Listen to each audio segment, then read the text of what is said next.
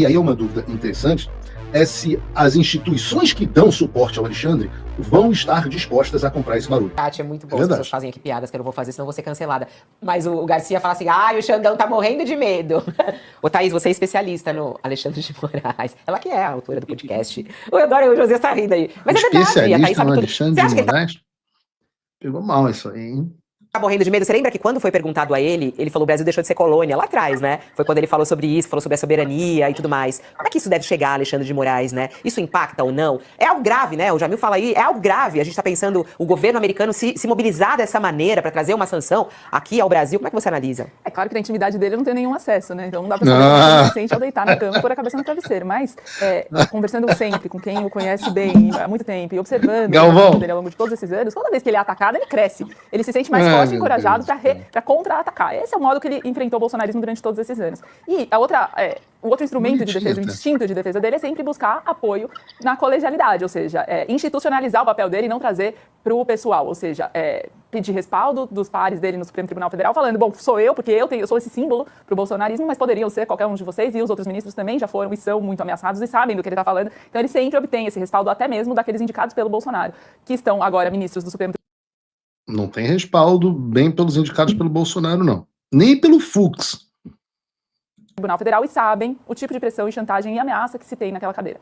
Então, objetivamente, falando no que dá pra gente falar, não subjetivamente, de como ele lida com esse tipo de situação, eu acho que politicamente ele se sente fortalecido, ele vai pra cima, ele não é de recuar.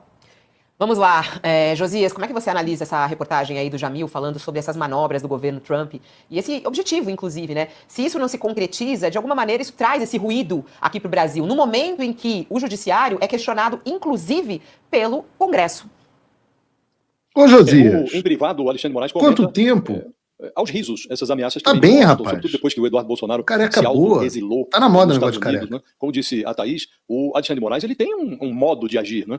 Quando ele é desafiado, ele dobra a aposta. E há 3 meses, saiu de um órgão do Departamento de Estado americano uma nota dizendo que empresas sediadas no Brasil não podiam ser multadas, que isso é incompatível com os valores democráticos. E naquela ocasião havia sanções do Alexandre de Moraes, depois ratificadas pelo plenário do Supremo, contra o X, contra o Rumble, e não houve menção direta ao Brasil, mas ficou entendido que estavam se referindo ao Brasil, e aí... O José está meio gaga. Não é que não houve menção direta ao Brasil. A embaixada dos Estados Unidos no Brasil republicou o negócio. Mas segue essa nota dizia que a soberania, que o respeito à soberania é uma via de mão dupla. E o Alexandre de Moraes deu de ombros para isso, falou lá numa sessão do Supremo que deixamos de ser colônia em 7 de setembro de 1822. Deixaram de ser colônia, mas foram os Estados Unidos que bancaram toda a censura do fez alusões à ONU e aos princípios que regem a ONU, e falou, olha, a luta contra o fascismo, contra o nazismo, contra o imperialismo, todos esses ismos... jornalismo...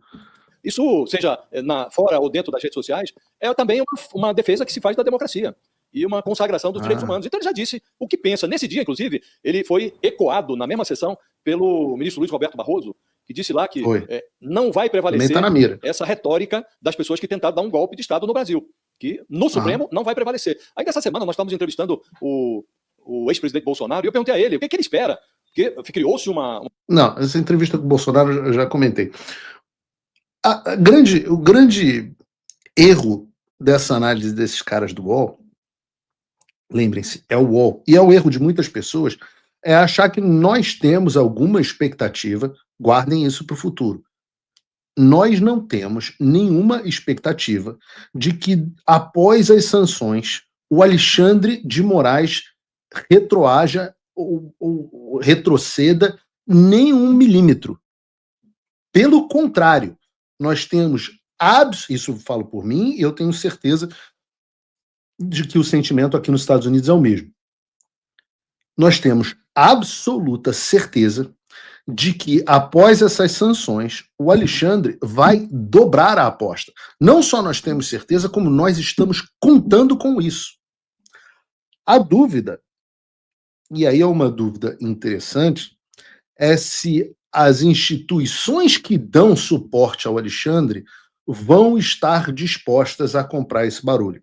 Porque, veja, o Josias e a outra menina, Thaís, a que não tem acesso à intimidade do Alexandre de Moraes, eles acertam quando eles, e eu acho que o Jamil também, eles acertam quando eles dizem que até agora a maior parte da corte, e não só a corte, o governo federal, pessoas no governo federal, o Paulo Gonet, pessoas na Polícia Federal, pessoas dentro do jornalismo, pessoas dentro da Câmara dos Deputados, senadores, têm dado suporte ao Alexandre. É verdade.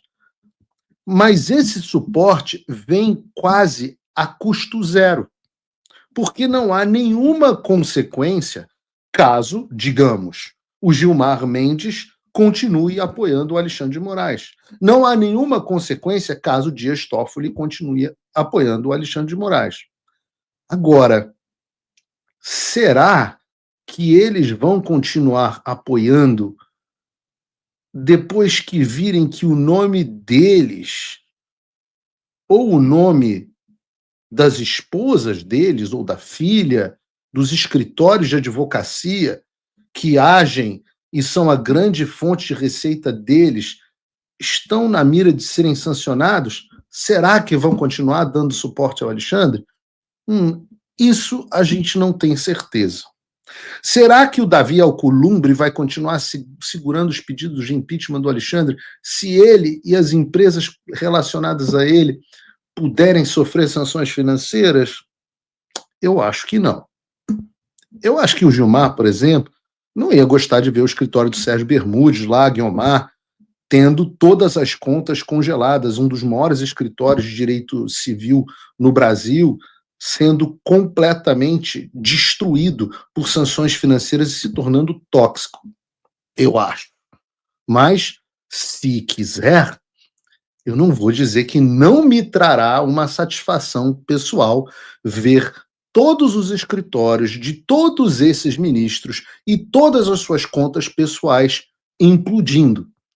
Às vezes, eu me lembro, eu pareço um pouco o Coringa no Batman The Dark Knight. Eu gosto de duas coisas que são muito baratas, gasolina e dinamite. Então, não me importo de simplesmente ver o mundo queimar um pouquinho de vez em quando com vocês dentro. Então, entendam. O UOL está dizendo, botou a vovó no telhado, né? O UOL falou, olha, parece que a vovó foi no telhado.